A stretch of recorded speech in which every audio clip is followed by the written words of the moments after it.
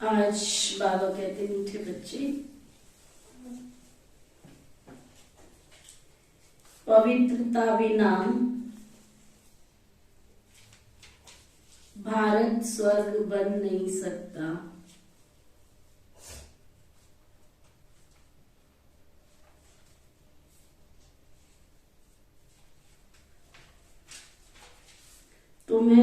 कीमत है।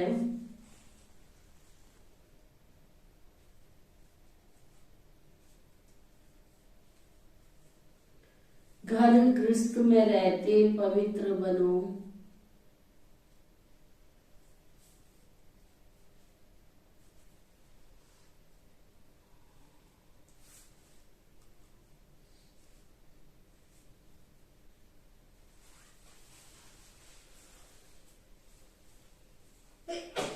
दोनों तरफ तोड़ निभाओ।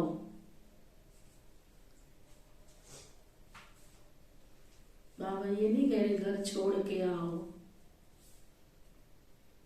दोनों तरफ तोड़ निभाओ।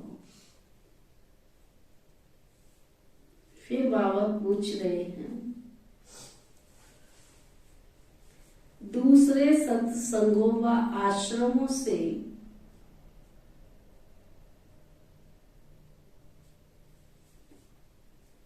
यहाँ की कौन सी रस्म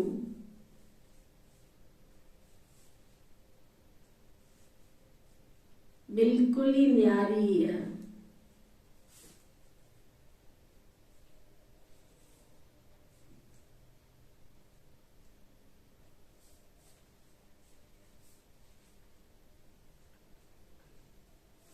दूसरे सत्संग में भी जाते रहते हो, आश्रमों में जाते हो, वहां और यहाँ में क्या कौन सी रस्म न्यारी है?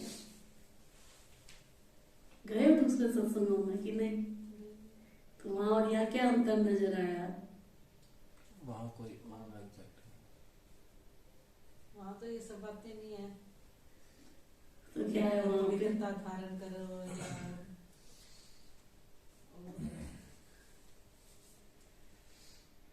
शांति, उसमें तो कुछ नहीं है, सब बातें करते रहते हैं। यहाँ तो दीदी ज्ञान की पढ़ाई है, वहाँ तो वैसे कथा सुनाते हैं भाई। ज्ञान जी है, जैसे मर्जी करो, जैसे मर्जी बैठो, जैसे आओ जाओ।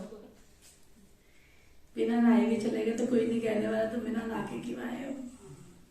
नहीं ऐसे तो खैर जाते ही होंगे सब नहा के। नहीं जाते तो बिना नहाए। उधर तो हमारे है वो सत्संग भवन है, तो हमारे घर के सारे उधर ही जाते हैं। कहाँ? उस साइड। अच्छा अच्छा अच्छा मोहल्ले वाली साइड। अच्छा अच्छा। मेरे हमारे मदर इन लॉ का है तो इधर। हाँ जी, कहीं गए हो दूसरे सत्संगों में? गए। तो वहाँ और यहाँ क्या नजर आया? वहाँ भक्ति की बातें होती हैं, यहाँ ज्ञान की बातें। भक्ति की बात और ज्ञान की बात में क्या अंतर नजर आया? इसमें समाज की बात होती है जी, उसमें अंधश्रद्धा से करते जा रहे हैं। तो बाबा कहते हैं, उन आश्रमों में मनुष्य जाकर रहते हैं, समझते हैं संग अच्छा है,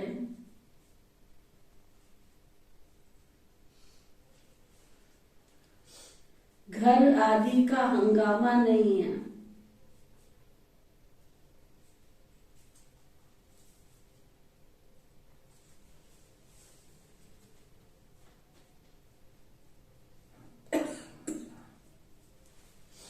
एम ऑब्जेक्ट कुछ भी नहीं है।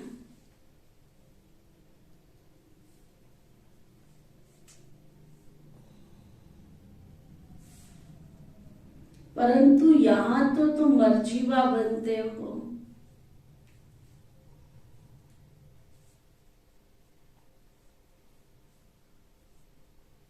तुम्हें घर बार नहीं छुड़ाया जाता।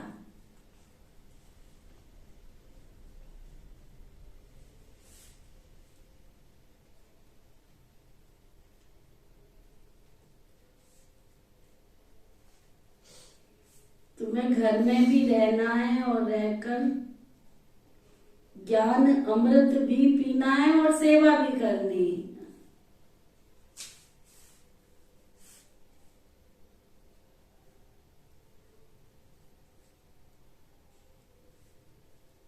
ये रस्म उन सत्संगों में नहीं है।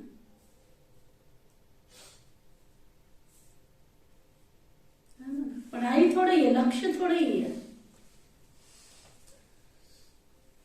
बिना लक्ष्य के बस क्या है, आजकल देख रहे हैं ना हम सभी, हम तो गुरु को ही याद करते रहते हैं। आजकल तो गुरु को भी याद नहीं करते, गुरु वाला भी पाठ पूरा हो चुका है। अब तो गए वहां, नाच गाना किया, मेरी फोटो टीवी में आ जाए, उसकी फोटो टीवी में आ जाए, कोई स्त्री पुरुष का भान नहीं है, सब क्लब वाला सिस्टम, मौज मस्ती वाला सिस्टम। तो कहते कल किसने देखा, आज ही मौज मस्ती कर लो।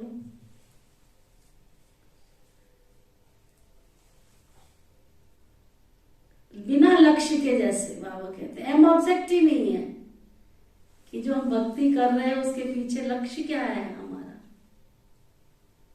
कोई पाठ नहीं, बस 4 भजन गाए, पूरा हो गया पाठ, चलो। पहले फिर भी स्वाध्याय तो करते थे, जाते थे तो पाठ करो, किसी भी, जैसे सुखमनी जी का पाठ है, और भी बहुत सारे पाठ हैं जिसमें एक लक्ष्य होता है कि चलो सुखमनी का पाठ करने से घर में सुखमनी का पाठ करेंगे तो सुख आएगा। अब तो पाठ वाला भी सिस्टम धीरे धीरे क्या हो रहा है, बस सिर्फ गए, अनाउंसमेंट हुई, फलाने जी के 101, फलानी जी के 51, फलानी जी के 10, फलानी जी के 11, और एक भजन हो गया, नाच लिए, गा लिए, चलो पूरी हो गई भक्ति। तो लक्ष्य नहीं है जिनका जीवन में, वो ऐसे ही रह जाते हैं जैसे लाख हजारों पत्ते पानी में निश्चिन बह जाते हैं। तो बाबा कहते हैं यहां तो तुमको मर्जीवा बनना पड़ता है, जीवन में परिवर्तन लाना पड़ता है, श्रेष्ठ कर्म करने पड़ते हैं, स्वाध्याय स्व में स्थित होना पड़ता है। 63 जन्मों के पाप कर्म की नॉलेज बाबा ने दे दी है। भक्ति में गीत गाते थे, पापों की गठरी शीश दरी, कहते हैं ना, जो सोवत है सो खोवत है, जो जागत है सो पावत है। शीश रखी गठरी, तो फिर गठरी, जो पापों की गठरी, जो शीश धरी हुई है, उसको कैसे उतारेंगे।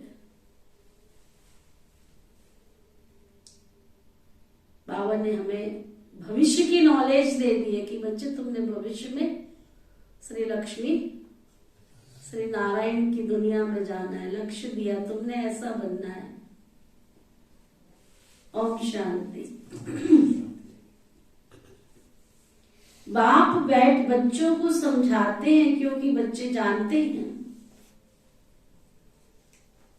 कि यह बाप ही समझाते, इसलिए घड़ी घड़ी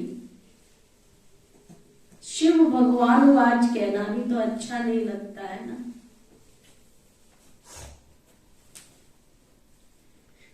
वह गीता सुनाने वाले तो कहेंगे कृष्ण भगवान वाच, वह तो होकर गए है ना, कहते हैं श्री कृष्ण ने गीता सुनाई थी।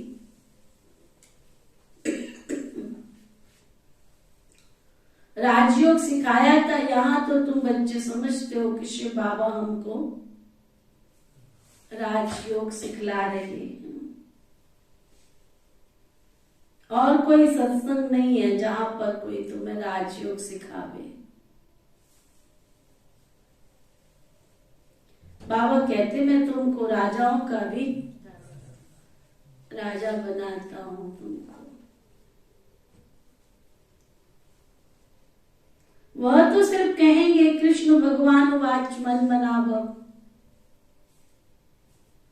कब कहा था सो कहते 5000 वर्ष पहले, वह कोई कहते क्राइस्ट से 3000 वर्ष पहले।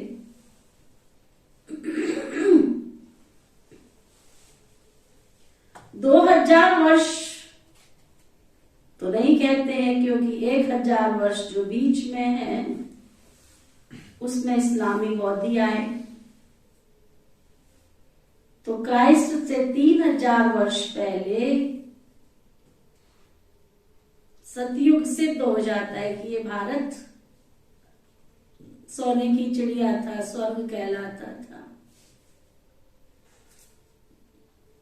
हम कहते हैं आज से 5000 वर्ष पहले गीता सुनाने वाला भगवान आया था। सच्ची सच्ची गीता जिसने आके सुनाई, आकर के देवी देवता धर्म स्थापन किया था। अब 5000 वर्ष के बाद फिर से उनको आना पड़े। ये सारा सर्कल ही है, चक्र ही है, पूरे 5000 वर्ष का। सुना, इसमें ही गोल गोल घूम रहे हैं हम। सतयुग, त्रेता, द्वापर, कलयुग, फिर सतयुग आएगा, फिर त्रेता, फिर द्वापर, फिर कलयुग, फिर ये चक्र घूमता रहता है।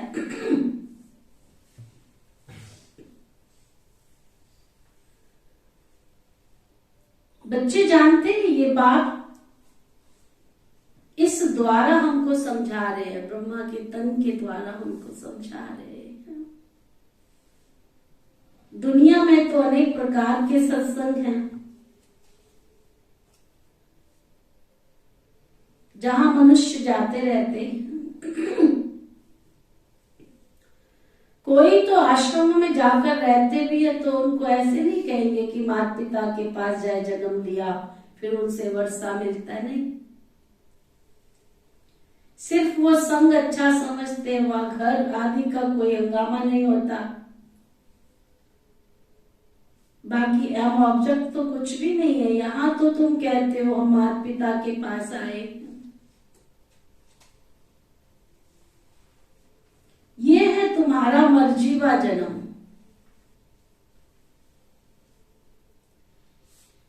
एक बाबा के बच्चों की सभा देखो, एक दुनिया वालों की सभा देखो। हाँ? बाबा के घर मधुबन जाते हैं, जैसे ही हॉल में प्रवेश करते हैं, क्या लगता है आरती? हाँ? फरिश्तों की सभा, हंसों की सभा लगती है। दुनिया की सभाओं में जाओ तो कितना अंतर है। बाबा कहते यहां तुम माता पिता के पास आए हो, ये तुम्हारा मर्जीवा जन्म है। वह लोग बच्चे को अडॉप्ट करते हैं तो वो जाकर उनका घर बसाता है। यहाँ तो वो रस्म नहीं है कि पियर घर, ससुर घर को छोड़कर यहाँ आकर के कोई बैठे। चले, बाबा ने भले अडॉप्ट किया है तुमको, परंतु दुनिया में अडॉप्शन होती है तो जहां से बच्चा आया है, जिसका बच्चा अडॉप्ट किया, वहां दोबारा थोड़ी उसका कोई रिश्ता होता है, कोई संबंध होता है क्या? यहाँ तो भले बाबा ने अडॉप्ट किया है, फिर भी कहता है जाओ अपने घर में रहो, कारोबार करो, अपने बच्चों को संभालो, जिनको पैदा किया है उनको छोड़ के थोड़ी आ जाना है। यहाँ पे ड्यूटी है तुम्हारी, फर्ज है तुम्हारा, कर्तव्य है तुम्हारा, निभाओ अपने कर्तव्य को।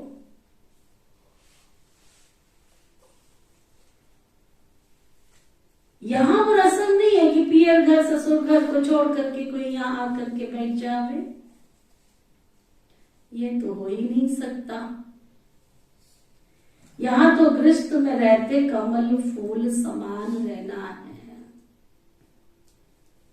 कुमारी है वह कोई भी है, उनको कहा जाता है घर में हर रोज रह ज्ञान अमृत पीने आओ।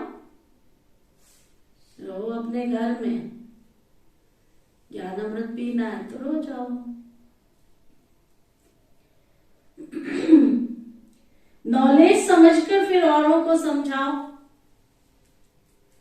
दोनों तरफ तोड़ निभाओ। गृहस्थ व्यवहार में भी बच्चे तुम्हें रहना है, अंत तक दोनों तरफ निभाना है। अंत में यहाँ रहे वहां रहे, मौत तो सभी का आना ही है। चाहे घर में रहो, चाहे आश्रम में रहो, सृष्टि में तो परिवर्तन होना ही है। कहते राम गयो रावण गयो जाको वो परिवार गयो। तो ऐसे तो नहीं कि सभी को यहाँ आकर के रहना है। यह तो निकलते तब है जब विष के लिए उनको सताया जाता है। कन्याओं को भी रहना तो अपने घर में है, मित्र संबंधियों की भी सोशल सर्विस करनी है, उनको भी समझाना है। थोड़ी घर छोड़ छोड़ के आश्रम पे आके बैठ जाना है। सोशल वर्कर तो बहुत है, गवर्नमेंट इतने सबको अपने पास थोड़ी रख सकती है। वो अपने गृहस्थ व्यवहार में रहते, फिर कोई ना कोई सेवा भी करते रहते हैं। यहाँ तुमको रूहानी सेवा करनी है। हाँ, जब कोई विकार के लिए वो तंग करते हैं, पवित्र नहीं रहने देते, धारणाएं नहीं करने देते हैं, तो आप ईश्वर की शरण ले सकते हो। यहाँ विष के कारण बच्चियों पर कईयों पर मार बहुत पड़ती है। कहाँ तो ऐसी बात ही नहीं है। यहाँ तो पवित्र रहना पड़ता है। गवर्नमेंट भी पवित्रता चाहती है, परंतु गृहस्थ व्यवहार में रहते पवित्र बनाने की ताकत लोग भाग जाते रहते हैं। पवित्र बनने की ताकत तो एक ईश्वर ही दे सकते हैं। समय ऐसा है जो गवर्नमेंट भी चाहती है कि बच्चे जास्ती पैदा ना हो, क्योंकि गरीबी बहुत है ना। तो चाहते हैं भारत में पवित्रता हो, बच्चे कम हो। बाबा कहते हैं बच्चे पवित्र बनो तो तुम पवित्र दुनिया के मालिक बनेंगे। ये बात उनकी बुद्धि में आती नहीं। अरे भारत पवित्र था, अभी अपवित्र है ना। सभी आत्माएं खुद भी चाहती हैं कि पवित्र बने। यहाँ तो दुख ही बहुत है चारों तरफ। अब नर्क और कोई चीज तो नहीं है ना कि और कोई कहीं पे किसी देश में जाके कोई नर्क बसा, ऐसा थोड़े ही। जैसे गरुड़ पुराण में दिखाते विषय वैतरणी नदी, जिसमें मनुष्य गोते खाते रहते हैं, ऐसे तो कोई नदी है नहीं जहां पर सजाएं खाते रहते हो। सजाएं तो गर्भ जेल में मिलती। ये भी एक कितनी बड़ी लीला है ना सृष्टि के इस चक्र में। ये भी कितनी बड़ी लीला है। कैसे बच्चा जन्म लेता है, कैसे काल कोठरी में रहता है, और कैसे उसके बस में कुछ भी नहीं है। देखो, आत्मा के बस में सब कुछ है, लेकिन उसके बस में कुछ भी नहीं। कैसे माता पिता मिलेंगे, कैसे परवरिश होगी, कौन क्या करेगा, है ना। अपने अनुसार तो वो कुछ कर ही नहीं सकता, ना अपने अनुसार खा सकता, ना अपने अनुसार अपने शौक बता सकता है। वो जो टाइम पीरियड है जन्म लेने से बड़े होने तक, समझ आने तक, उसमें भी भाग्यशाली है वो जिसको माता पिता अच्छे मिल जाएं। नहीं तो दुनिया में हाल देख रहे हैं ना, कोई फेंक के आ जाते हैं, कोई कुछ करके आ जाते हैं, कोई क्या करते हैं, कोई डस्टबिन में डाल के आ जाते हैं। दुनिया का हाल। बाबा कहते हैं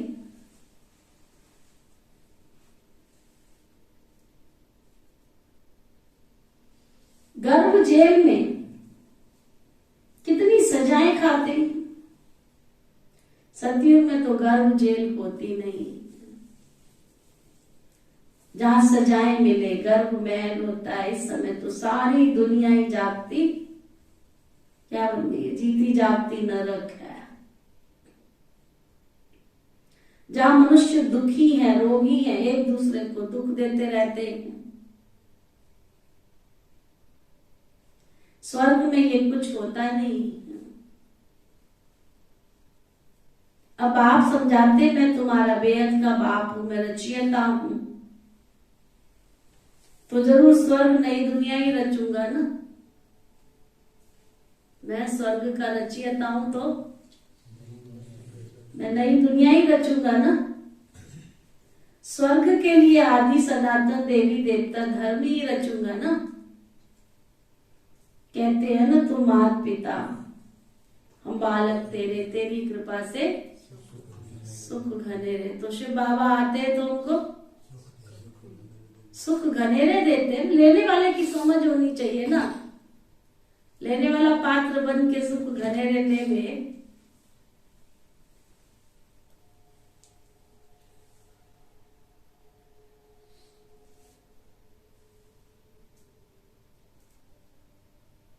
कल्प कल्प बाबा ने ये राजयोग सिखाया था, ब्रह्मा के द्वारा बैठ सभी वेदों शास्त्रों के आदि मध्य अंत का राज बाबा ही बैठ समझाते हैं। बिल्कुल अनपढ़ को बाबा बैठ के पढ़ाते। कोई समझ नहीं थी हमको, कैसे उठना है, कैसे खाना, कैसे पीना, कैसे चलना, व्यवहार की शक्ति नहीं थी। फिर भी देखो ना बाबा, आप लोग तो फिर भी समझदार बैठे हो। आप उन बहनों से अनुभव सुनो जहां भाषा का ज्ञान नहीं, परदेश में बैठी हुई है। जब हम गुवाहाटी गए थे तो उस बहन ने कितना सुंदर अनुभव सुनाया, बांग्लादेश की सेवा। गुवाहाटी के पास नजदीक आता है शिलोंग की सेवा। शिलोंग गए थे हम। बिल्कुल तामसिक जीवन है मनुष्यात्माओं का, तामसिक आदिवासियों की सेवा। सुना, जिनके भोजन में कॉकरोच खाते हो, जिनके मछलियां खाते हो, कीटाणु, जिनका आहार ही ऐसा हो, जो निर्वस्त्र घूमते रहते हैं जंगलों में, ऐसी आत्माओं को ज्ञान देना, आप सोचो कैसे दिया होगा, कैसे बाबा के बच्चे बनाया उनको। आप ये देखो, पूरा छत्तीसगढ़ आदिवासियों का इलाका, जब बाबा के बच्चे गए ज्ञान देने के लिए, मारने के लिए आते थे लोग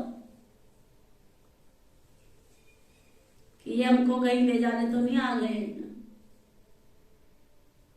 तो उनके भी नेता अभिनेता बने हुए हैं, बैठ के फिर उनके थ्रू सारा ज्ञान।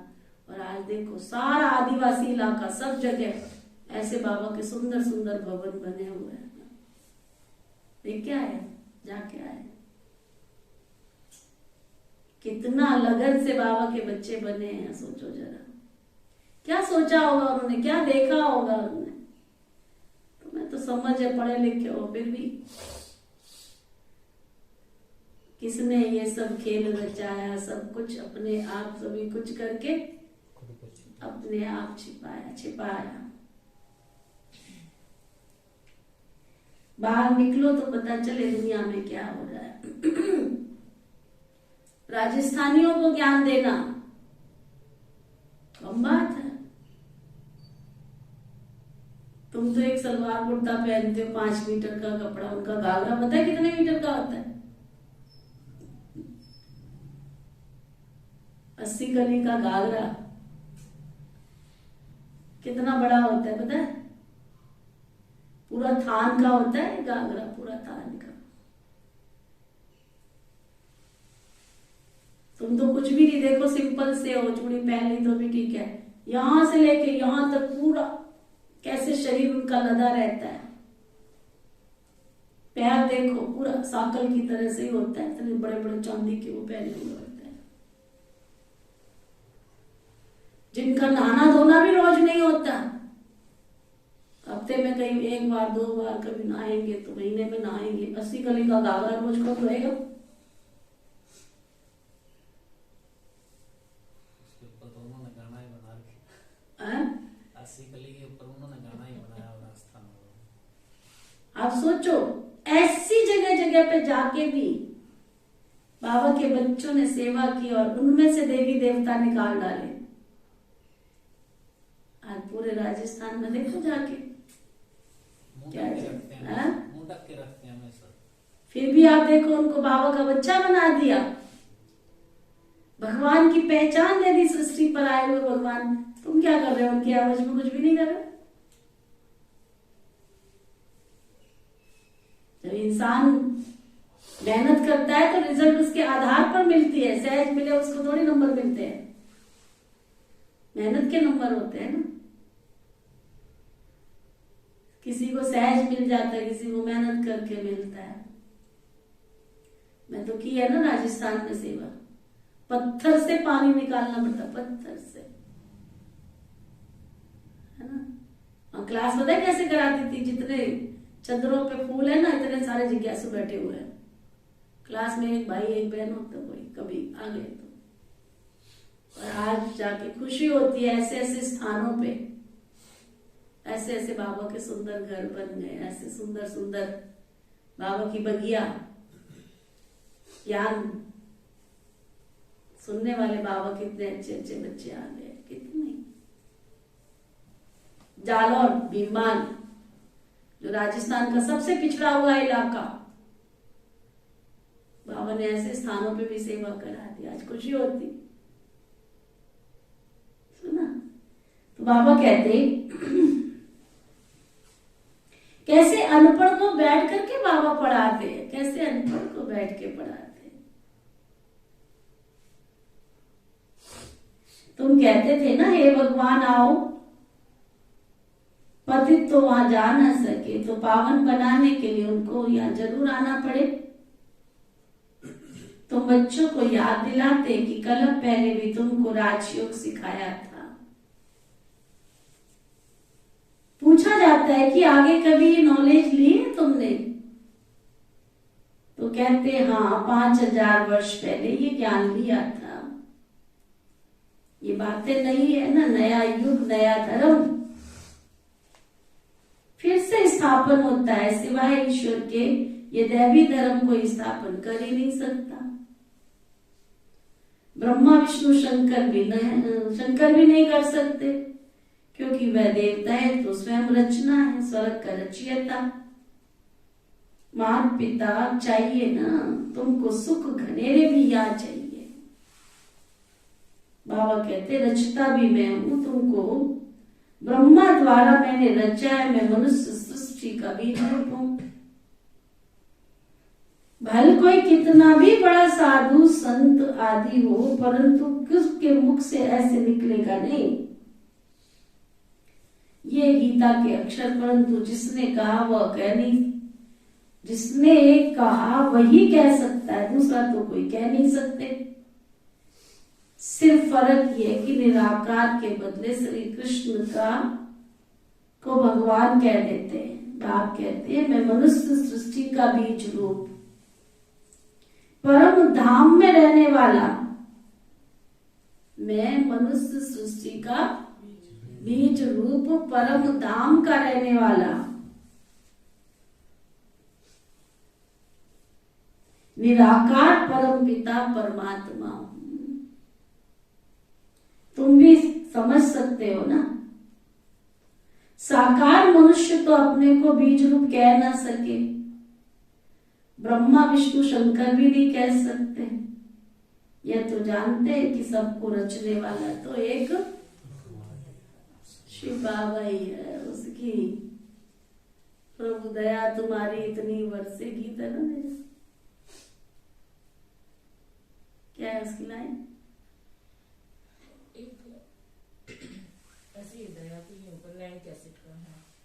प्रभु तुम्हारी दया इतनी बरसे, सचमुच दया बरसी तभी तो हम बैठे ना यहाँ,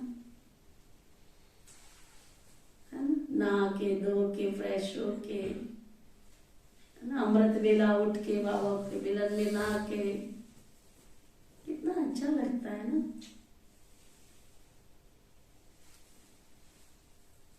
बाबा कहते हैं तुम ही समझ सकते हो ये सब बातें। साकार मनुष्य तो अपने को बीज रूप कह न सके, ब्रह्मा विष्णु भी नहीं कह सकते। ये तो जानते कि सबको रचने वाला तो एक बेहद का बाप शिव बाबा ही है।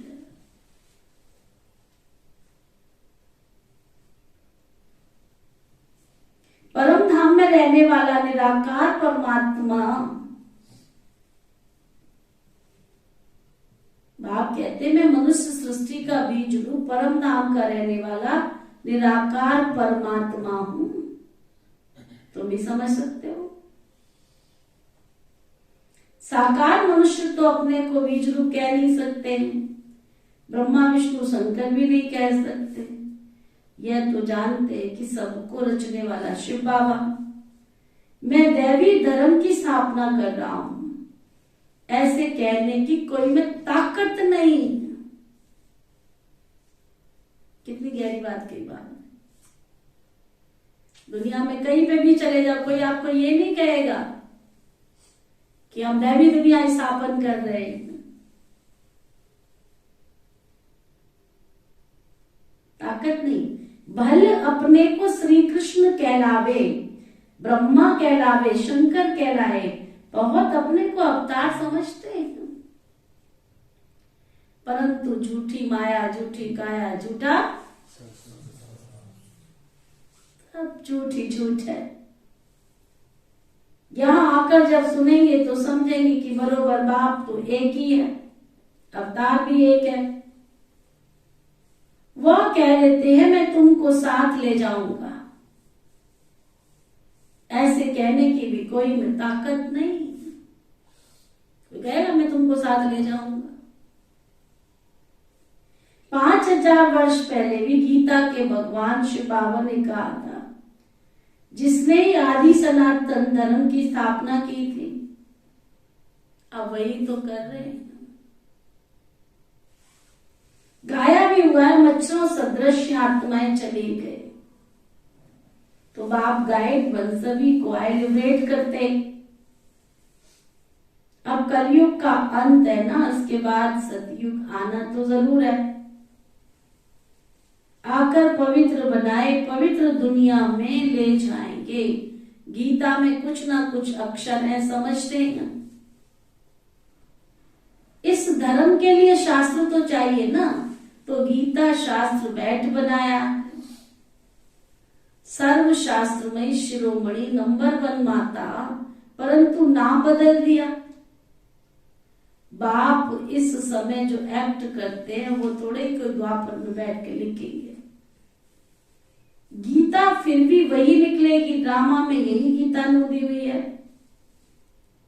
जैसे बाप फिर से मनुष्य से देवता बनाते हैं, वैसे शास्त्र भी बाद में कोई फिर बैठ के बना देते। सतयुग में ये शास्त्र आदि कुछ भी होंगे नहीं, होंगे बोली पड़ेगी वहां बैठ के। इसलिए माताओं ने इतना सुंदर गीत बनाया, मेरे सतयुग में आना रे बाबा, ठाठ हमारे बादशाही के, जरा देख कर तो जाना रे बाबा। संगम पर सुनी मुरली तुम्हारी, है ना, सतयुग में सुनना बांसुरिया हमारी, मेरे सतयुग में आना रे बाबा। सोने के महलों का उद्घाटन करना, हीरो के प्यालों में सोमरस पीना। है तेरे पास भजन? मैं पहले बहुत गाती थी गीत, बहुत गाती थी। नशा चढ़ता है ऐसे गीतों को सुन करके। संगम युग पे बाबा हमारी इतनी प्यार से परवरिश कर रहा है और हमको सतयुग में ले जाने आया है। ऐसी दुनिया में सोने के महल होंगे, हीरे जवाहरात के महल होंगे। यहाँ तो एक अंगूठी पहनते हैं, वो भी सोचते कोई देखे तो सही। गाओ सभी।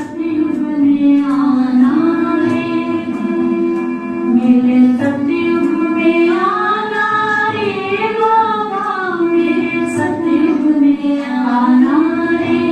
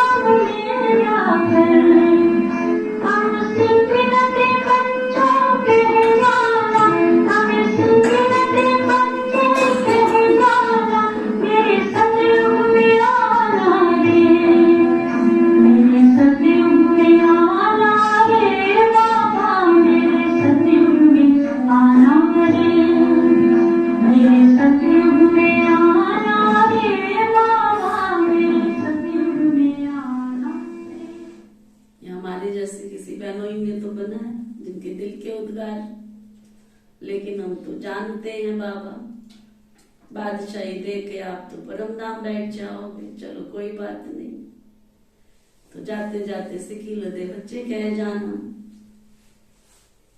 इतने प्यार। और योग क्या होता है, और बाबा से बातें क्या होती है, और क्या बातें होती है भगवान से। बाबा को निमंत्रण दे दिया, बाबा को निमंत्रण दिया, बाबा आप भी आना, है ना। बाबा आपने मैंने दुनिया में ले जाने के लिए इतनी मेहनत कर रहे, तो आप भी तो आना। ये तो प्यार है बाबा के साथ में। कथा थोड़ी सुननी है। बाबा कहते हैं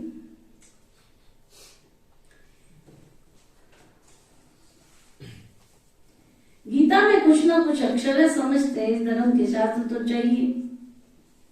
तो गीता शास्त्र बैठ के बना है, सर्वशास्त्र में शिरोमणि नंबर 1 गीता। बाप तो मनुष्य, बाप जो इस समय एक्ट करते हैं वही फिर द्वापर में लिखेंगे, फिर वही निकलेगी ड्रामा में। ये गीता लूंदी हुई है। जैसे बाप फिर से मनुष्य को देवता बनाते, वैसे शास्त्र भी बाद में फिर कोई बैठकर लिखेंगे। सतयुग में कोई शास्त्र नहीं होगा। बाप सारे चक्र का राज तुमको बैठकर समझाते हैं।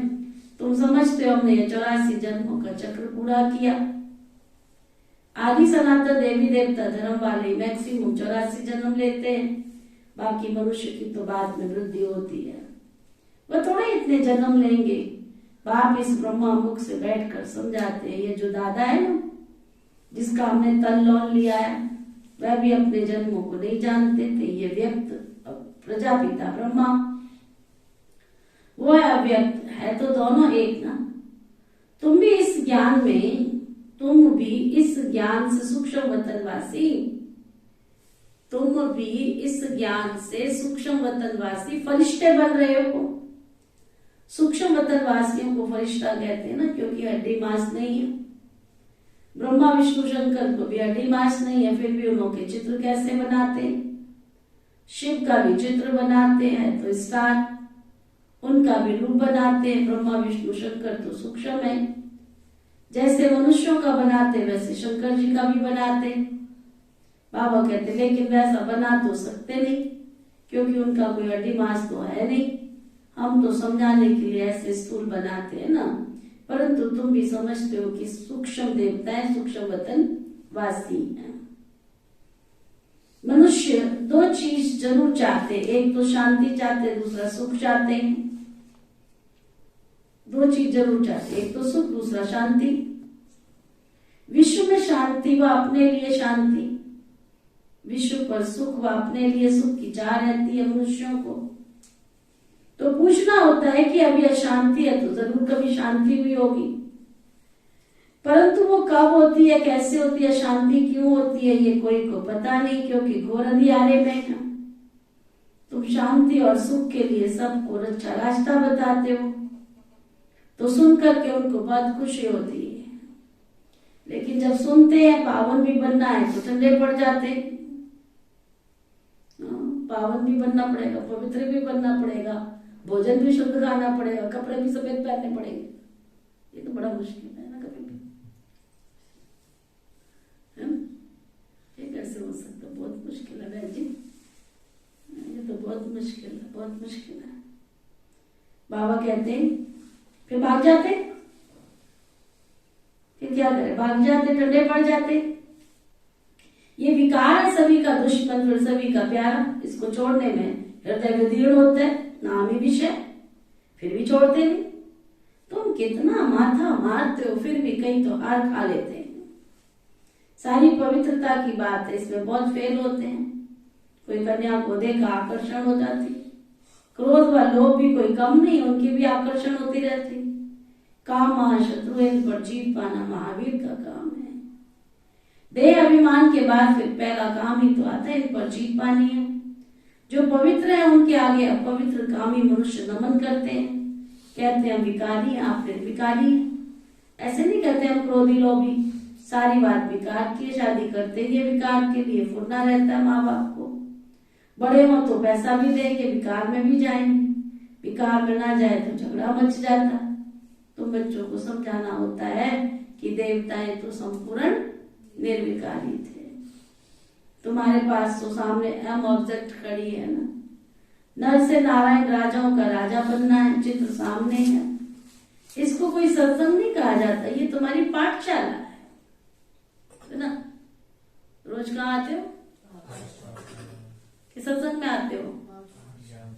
कहाँ आते हो? करमचंद भाई पाठशाला में आते हो, पढ़ने आते हो? तुम कहाँ आते हो? हाँ जी सबूतला में। पाठशाला में 9th 10th की पढ़ाई। तुम यहाँ क्या करने आते हो? हाँ जी शीला में पाठशाला में आते, डायरी पेन लेके आते हैं ना, पढ़ने आते हैं। ज्ञान की पाठशाला है, ये ज्ञान की पाठशाला है, पढ़ने आते, सत्संग में थोड़ी आते पत्ता टेकने। बाबा कहते हैं सच्चा सत्संग सच्चे बाप के साथ हो तब सम्मुख बाबा राजयोग सिखावे, सत का संग चाहिए ना। वही गीता का ज्ञान देते हैं, राजयोग सिखलाते हैं, बाप कोई गीता सुनाते नहीं। मनुष्य समझते नाम ही है गीता पाठशाला, तो जाकर गीता सुने। इतनी कशिश होती है, ये सच्ची सच्ची गीता पाठशाला है जहाँ एक सेकंड में सदगति, हेल्थ, वेल्थ और हैप्पीनेस मिल जाती है। तो पूछे सच्ची गीता पाठशाला क्यों लिखते हो? सिर्फ गीता पाठशाला लिखना कॉमन बात हो जाता, सच्ची अक्षर पढ़ने से खींच होती है, शायद झूठी भी है, तो सच्ची अक्षर जरूर लिखना पड़े। पावन दुनिया सतयुग को, पति दुनिया कलयुग को कहा जाता है। सतयुग में सब पावन थे, कैसे बने सो तो बाबा ही सिखलाते हैं। बाप ब्रह्मा द्वारा पढ़ाते हैं, नहीं तो पढ़ाएंगे कैसे? ये यात्रा समझेंगे वही जिन्होंने कलम पहले समझा। भक्ति मार्ग के दुबन में ऐसे फंसे पड़े, उनको निकाले कैसे? निकाल सकते हैं? हमारे पास से तो बाहर है बाबा, जो भक्ति के रस में डूबे हुए हैं, नाच गाने में डूबे हुए हैं, खाने पीने में डूबे हुए हैं ना, उनको वहां से निकाल कर बाबा के घर में ले आना बहुत बड़ा काम है बाबा रे, बहुत बड़ा काम है। भक्ति का मक्का कितना है, ये तो कुछ भी नहीं। सिर्फ स्मृति में रखो, हमको वापस घर जाना है, पवित्र बन के जाना है, इसके लिए याद में रहना है। बाप जो स्वर्ग का मालिक बनाते हैं उनको याद नहीं कर सकते हो? मुख्य बात ये है, सभी कहते हैं इसमें मेहनत है। बच्चे भाषण तो बहुत अच्छा करते हैं, परंतु योग में रहकर किसको समझाएं तो असर भी अच्छा होगा। याद में तुमको ताकत मिलती है ना, सतो प्रधान बनने से सतो प्रधान विश्व के मालिक बनेंगे। याद को निष्ठा कहेंगे क्या? हम आधा घंटा निष्ठा में बैठे, ये रोंग हो जाता है। नहीं, इस लवली बाप को तो बहुत लव से याद करना होता है ना। सामने बैठ उनको सिखलाते बाबा कहते जब बेहद के बाप को बहुत लव से, बहुत प्यार से याद करना है, क्योंकि वो कितना खजाना देते हैं तुमको।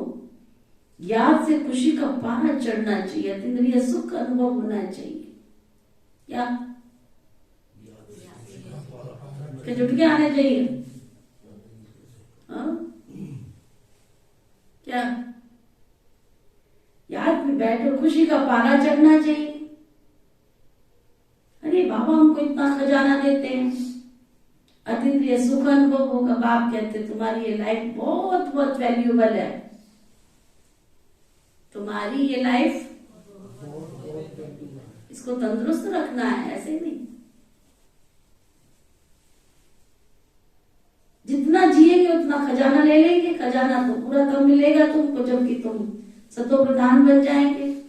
मुरली में भी बल होगा, तलवार में जोर होता है ना, तुम्हारे में भी याद का जोर बढ़े तो तलवार तीखी हो। ज्ञान में इतना जोर बढ़ता नहीं, इसलिए जिसको किसको असर होता नहीं, फिर उनके कल्याण के लिए बाबा को आना पड़ता है।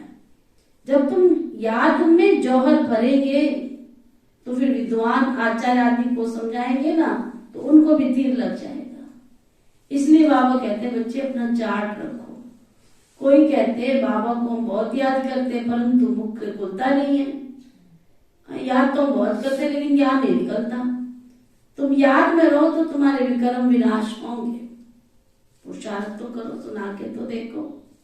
अच्छा, मीठे मीठे सिकिल दे बच्चों प्रति माता पिता बाप दादा का याद प्यार और गुड मॉर्निंग रूहानी बाप की, रूहानी बच्चों को नमस्ते। हम सब रूहानी बच्चों की सिकवा प्रेम से नमस्ते नमस्ते नमस्ते जी। धारणा के लिए मुख के साथ, घर में रहते हुए भी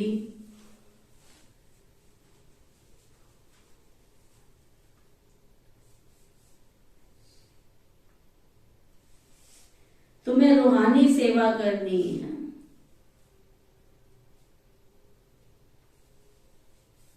घर में रहते हुए भी तुम्हें रूहानी सेवा करनी है।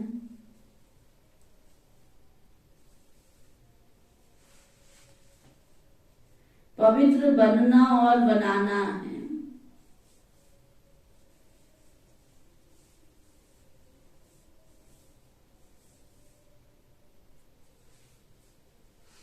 इस जीते जागते नरक में रहते हुए भी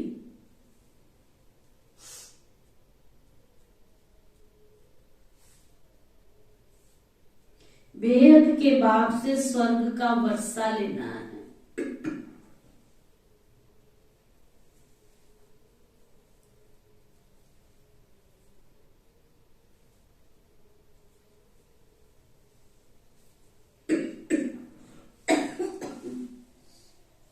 किसी को भी दुख नहीं देना है। वरदान सतगुरु प्यारे बाबा का वरदान।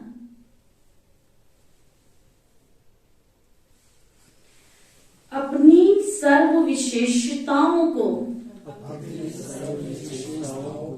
कार्य में लगाकर उनका विस्तार करने वाले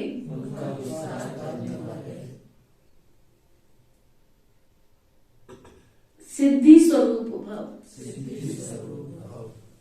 अपनी सर्व विशेषताओं को कार्य में लगाकर विस्तार करने वाले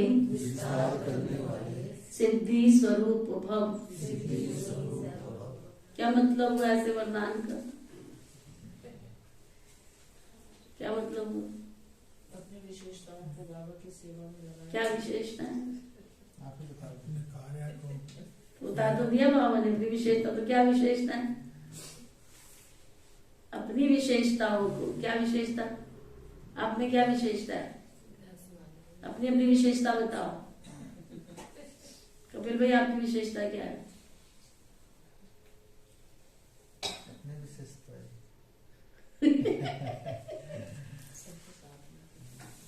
विशेषता तो विशेष है, तभी तो बाबा के बच्चे बने हैं। तो किस विशेषता के आधार पर बाबा ने आपको अपना बच्चा बनाया? हमारे अपना विशेषता तो दूसरे आदमी देखेंगे। चलो आप इनकी विशेषता बताओ, दूसरे देखेंगे तो।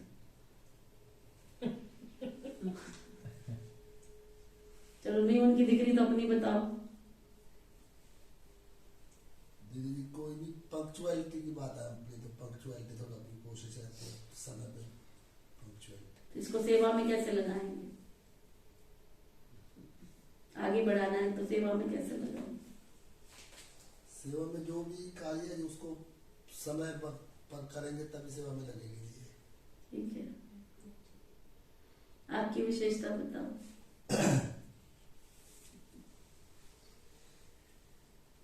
इतना टाइम थोड़ी लगता है विशेषताओं को सोचने में।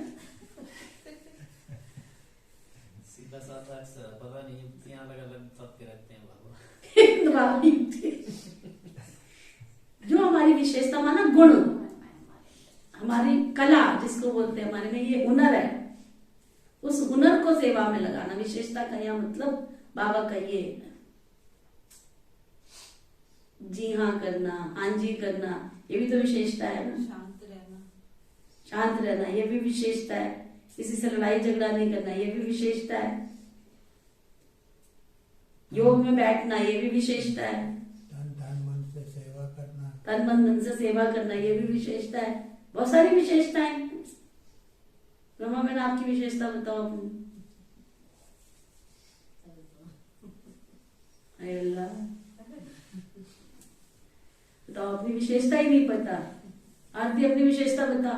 दीदी सहयोग कर सकती हूँ, सहयोगी आत्मा हूँ। मैं सहयोगी आत्मा हूँ, सहयोग कर सकती हूँ। दिन में बुला लो, रात में बुला लो। जी हाँ, तो ये भी तो विशेषता है ना।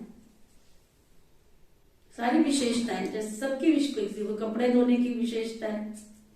ये देखो हमारी शीला बहन के अंदर विशेषता, रोज तीसरे दिन निजा दीदी के पास आएगी, है नहीं? तो ये सेवा में तो लगाए। बर्तनों की विशेषता, बर्तन सेवा ही शोभा बहन कर नहीं रही है सेवा, बर्तनों की सेवा कर रही है, आप बगीचे की सेवा कर रहे हो। जो सेवा मिली उस सेवा को एक्यूरेट करना, उसको सुंदरता के रूप में पेश करना, उसको कहते हैं सेवा में लगाना। किसी के सिलाई करने की विशेषता है, किसी को देखो हमारी आशा बहन घर में बैठी रहती है,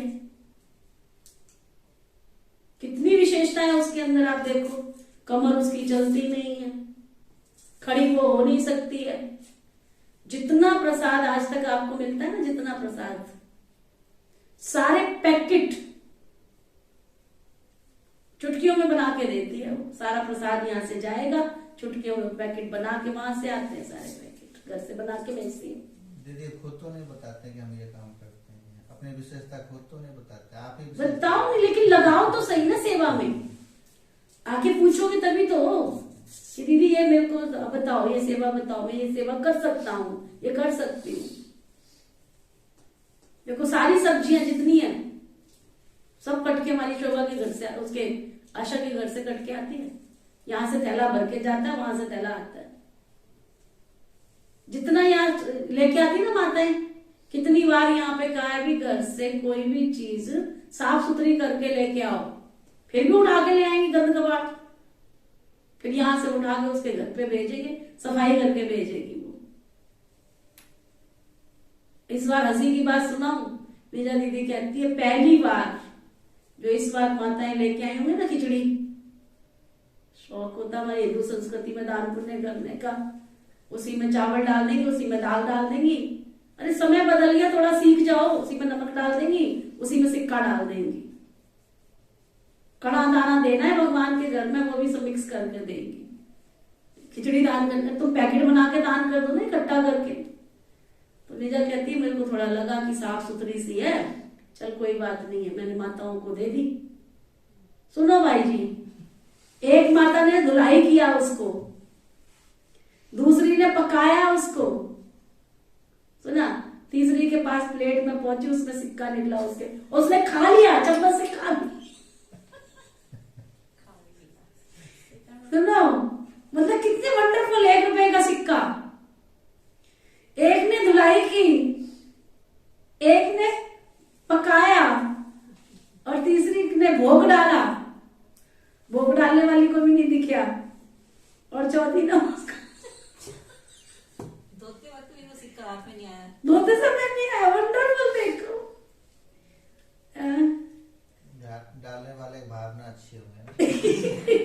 पेट में चला जाता ना तो सारी भावना पता चल जाती। वो तो भगवान के नाम से डाल तो ये ठीक थोड़ा ही रॉन्ग है ना। पहली बार कहती मैंने आशा के घर नहीं भेजा, और देखो ये हाल हो गया दीदी। सारा काम हमारी आशा घर से करके भेजती है, दिखती नहीं है क्लास में, दिखती नहीं है। एक तीसरी बहन का काम करती है हमारी आशा, सिलाई उसको आती नहीं, लेकिन बाबा के घर के इतने कपड़े। निजा बहन ने आज तक कोई सूट जो है ना, कोई सूट ऐसा नहीं जो निजा बहन के पास जितने सूट होंगे आशा ने सिल के दिए होंगे। अब तो ये सारे मेज पोस्ट जो ऊपर के बने हुए हैं सब आशा, बहुत सेवाधारी बाबा के बच्चे। इसको कहते हैं बाबा के घर में अपनी विशेषताओं को लगाना। चलो आप 24 घंटे बाबा के घर में नहीं आ सकते हो, नहीं बैठ सकते हो, कोई बात नहीं, घर से बैठ के ही कर सकते हो, है ना, ये विशेषता। तो बाबा कहते अपनी सर्व विशेषताओं को कार्य में लगाकर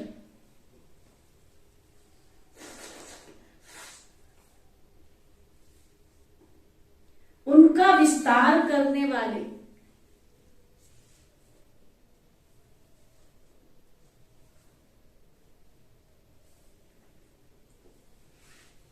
सिद्धि स्वरूप भव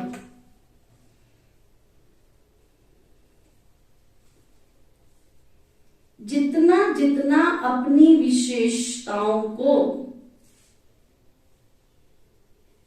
मनसा सेवा व वाणी और कर्म की सेवा में लगाएंगे,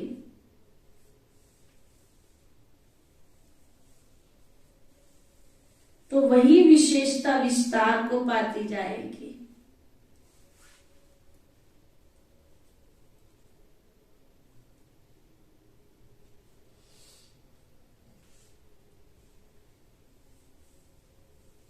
सेवा में लगाना अर्थात एक बीज से अनेक फल प्रकट करना।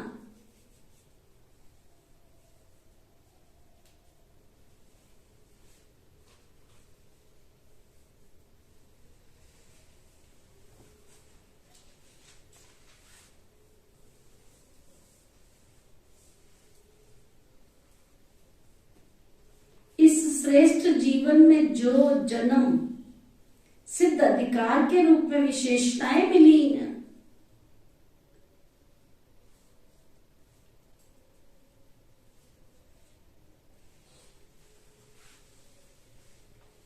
उनको सिर्फ बीज रूप में नहीं रखो, सेवा की धरनी में डालो, तो फल स्वरूप अर्थात सिद्धि स्वरूप का अनुभव करेंगे। स्लोगन, विस्तार को न देख सार को देखो,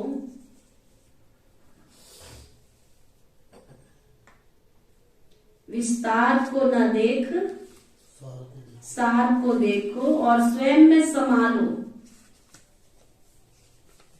यही तीव्र पुरुषार्थ है।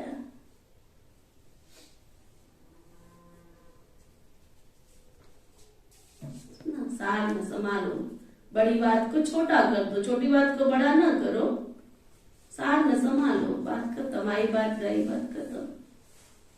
आज का अव्यक्त इशारा, आजकल की दुनिया में राजनीति की हलचल, वस्तुओं के मूल्य की हलचल,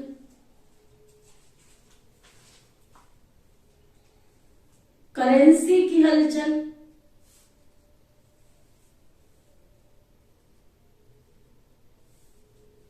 कर्म भोग की हलचल, धर्म की हलचल, ऐसे सर्व प्रकार की हलचल से हरेक अब तंग आ गए। इससे बचने के लिए एकाग्रता को अपनाओ।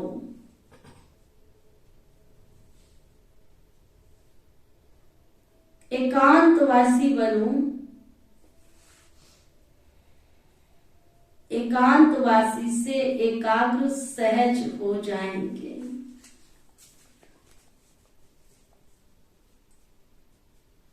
आज का सोमान पुरुषार्थ होमवर्क, मैं श्रेष्ठ संस्कार वाली आत्मा हूं।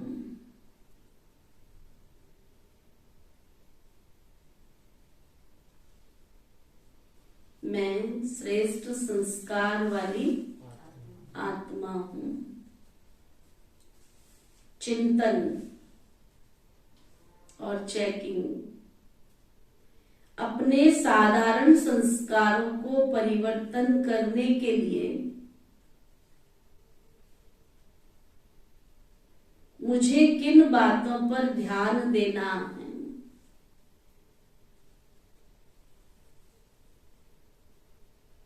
इसके लिए क्या पुरुषार्थ करना है।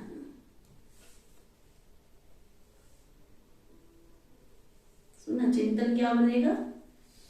सोचो, विचार करो कि मेरे को जो मेरे पुराने संस्कार हैं, बैठ के लिखो, ये पुरानी आदतें हैं, ये मेरी कमी है, ये मेरी कमजोरियां हैं, उनको परिवर्तन करने के लिए मुझे अपने आप सोचो, मुझे ये पुरुषार्थ करूंगी मैं तो ये कमी मेरी निकल जाएगी। योगाभ्यास, सारा दिन जो योग करना, अभ्यास करना है, मैं दिव्य संस्कार वाली आत्मा हूं,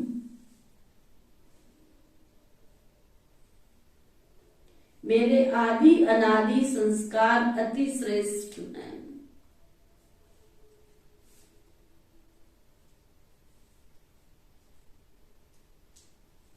वर्तमान समय हमारे जो भी साधारण संस्कार हैं,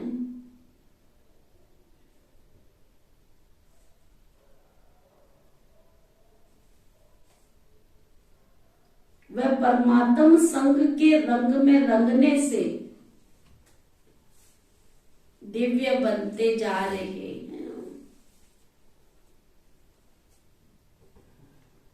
ओम शांति।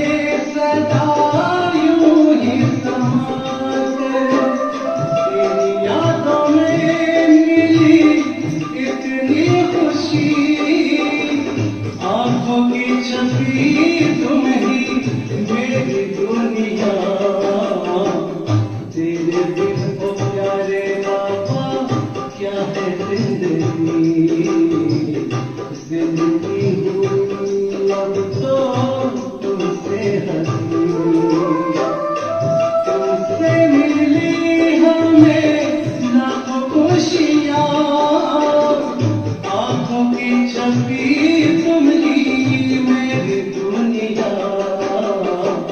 तेरे बिन तो प्यारे बाबा क्या है जिंदगी, जिंदगी हुई अब तो तुमसे हसी, तेरे बिन तो प्यारे बाबा क्या है जिंदगी।